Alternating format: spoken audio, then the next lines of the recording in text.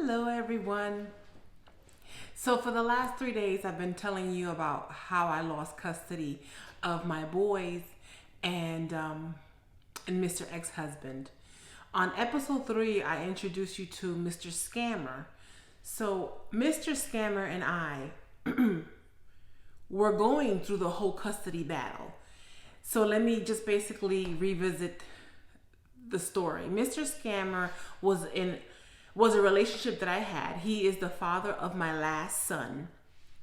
And him and I lived together for about 5 years. He lived with me, actually. I met him February of 2006 through a dating website. You know, it was very popular back then. It is still now, but I mean, back in 2006, it was very popular.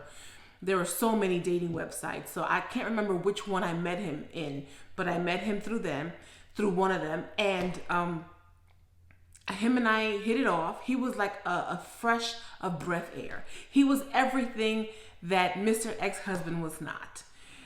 This man had the gift of gab. He was well read, well versed, well educated. Everything looked good on paper. His resume, great.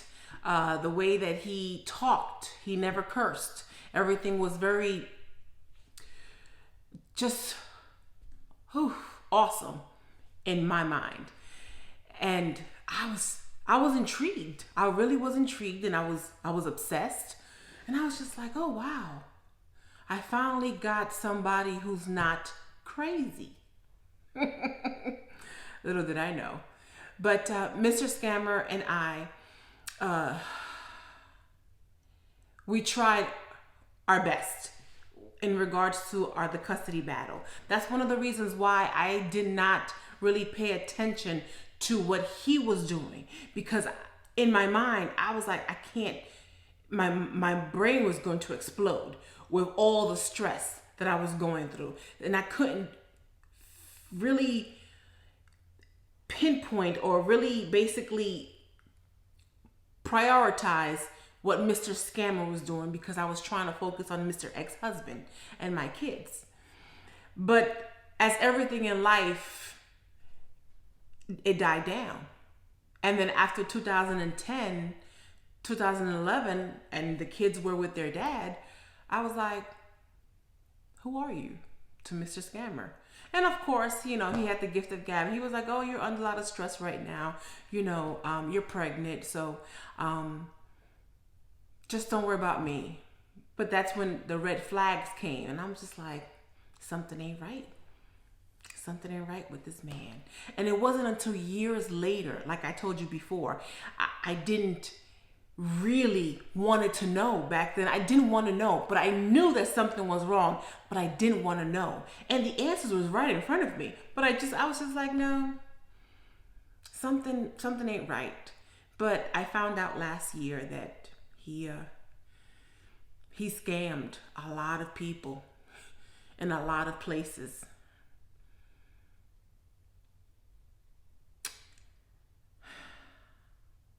I really hope that he dies a very slow death. I'm being honest. I'm being very honest. There are some very mean people out there. I have learned that when you try to find the good in everyone, you're missing a lot of signs and you're missing a lot of red flags.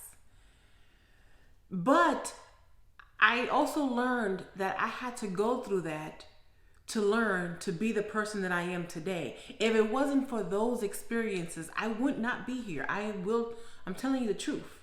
I will not be the person that I am today. I have grown so much, and I am so happy that I learned through those experiences. Do I want to change some things? Hell yes. I mean, I'm still human. But at the end of the day, I can't stop to think about the shoulda, woulda, couldas. I gotta move on. And I've moved on, and I am extremely grateful to be here. I am. Every day I wake up and I'm like, thank you, thank you, thank you. So for today, all your lessons that you have learned thus far was for you. And one day you will recoup and you will understand the whys. You will. Have a nice day.